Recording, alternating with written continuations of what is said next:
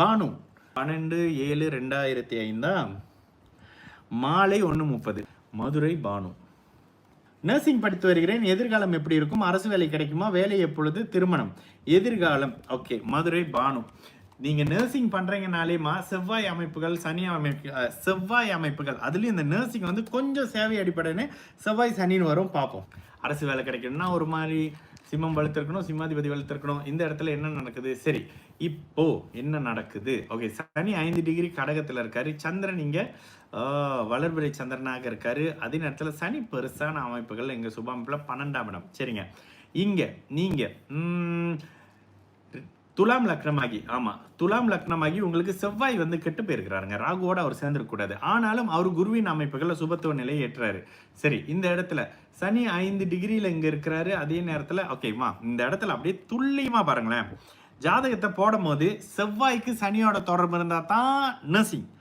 வெறும் தனி செவ்வாய் சுபத்துவமாக இருக்கிற பட்சத்துல நீங்க MBBS டாக்டர். இந்த இடத்துல சனி 5 டிகிரி, அப்பதான் கடகத்துக்குள்ள என்டர் ஆகுற இந்த சனி அப்படியே மேஷத்தை 5 டிகிரி பார்ப்பாரு. மேஷத்துல 5 டிகிரி பார்க்கும் பொழுது அப்படியே 26 டிகிரியில இருக்கக்கூடிய செவ்வாய்க்கு கிட்டத்தட்ட ஒரு 9 டிகிரியில சனியின் பார்வை விழுந்து இந்த செவ்வாய் பாபத்துவம். அதனால நர்சிங்ல இருக்கிறீங்க. ஓகேங்களா? இதுக்கு அடுத்த நிலையில அரசு வேலை கிடைக்குமா?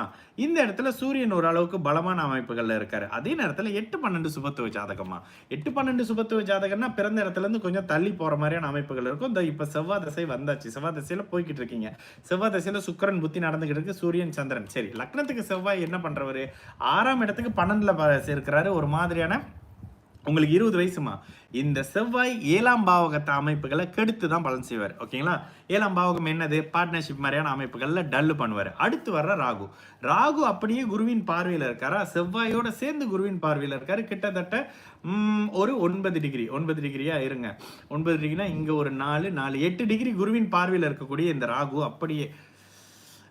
அப்படியே குருவை போல தான் செயல்படுவார்.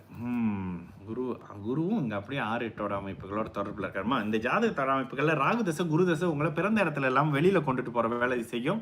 தயவு செய்து இருக்கிற இடத்துல இருந்து வெளியில் போங்க. அரசு அமைப்புகளை எதிர்பார்க்கலாம்னாலும் கூட பெரிய அமைப்புகள் ஒரு மாதிரி இல்லைங்க. 12ஆம் இடத்த சனியும் பார்க்குறாரு. டெம்பரரியாக வெளியே போயிட்டு அதுக்கப்புறம் புதனும் வெளியில இருக்கும். புதன் ஆமா சனி புத்தி சனி இங்க சனியும் வெளியில தாமா. நிரந்தரமா வெளியில இருக்கிற மாதிரி ஜாதகமா. உங்களுக்கு துலாம் லக்னமா இருக்கீங்க, சிம்ம ராசியா இருக்கிறீங்க, உத்தர நட்சத்திரம். முடிவெடுக்க முடியாம இருக்கிறீங்கன்னு நினைக்கிறேன் அஷ்டம சனி காரணத்தினால. இன்னொன்னு கண்ணில இருக்கக்கூடிய உத்தர நட்சத்திரக்காரங்களுக்கும் அஷ்டம சனியின் தாக்குதல் அதிகமா இருக்கும். இப்போ இந்த ஜாதகம் அப்படியே வெளிநாட்டுல போய் செட்டில் ஆகக்கூடிய ஜாதகம்ங்க. இப்ப நடக்கிற செவ்வாய், அடுத்து நடக்கக்கூடிய ராகு, குரு, புதன், சனி அப்படின்னு சொல்லிட்டு எல்லா சுக்கிரன் வரைக்கும் எல்லாமே வெளிநாட்டு அமைப்புகள்ல இருக்கக்கூடிய ஜாதகம். அங்கேயும் செட்டில் ஆகக்கூடிய ஜாதகம். அதனால இந்த 2 வருஷம் முடிவு எடுக்கிறதுக்காக 1.5 வருஷம் முடிவு எடுக்கிறதுக்கு எடுத்துக்கங்க. அதுக்கப்புறம் இதே மாதிரியான நர்சிங் அமைப்பை வெளியில போய் பண்ற மாதிரி இருக்கும். ஆனா பண்ணுவீங்க. அந்த நர்சிங்க்கு ஏன்றத துல்லியமா அப்படியே சொல்லிட்டு ஜாதகத்தை போடுறோம் பாத்தீங்களா? ஜோதிடம் தப்பாதுங்க. இன்னைக்கு ஒரு விஐபி பேசினாரு. இன்னைக்கு ஒரு விஐபி மலேசியால இருந்து பேசினாரு. ஒரு 15 நிமிஷம் பேசினாரு. அந்த 15 நிமிஷத்துல அவர் சொன்ன ஒரு விஷயம், ஜோதிடத்துல எனக்கு விருப்பமே இல்லை பிரதர், உங்களுடைய வீடியோ பார்க்குற வரைக்கும். அது வரைக்கும் ஜோசியெல்லாம் பொய்ன்னு நினச்சிக்கிட்டு இருந்தேன் அப்படின்னாரு. இப்படிங்க இந்த இடத்துல ஜோதிட அமைப்புகள் ஓரளவுக்கு உயிர்ப்பிச்சிருக்கு இந்த புது சுபத்துவ பாபத்துவ அமைப்புகள்ல அப்படின்னு சொல்லலாம். அதுக்கு குருநாதருக்கு தான் நன்றி சொல்லணும். சரிங்களா?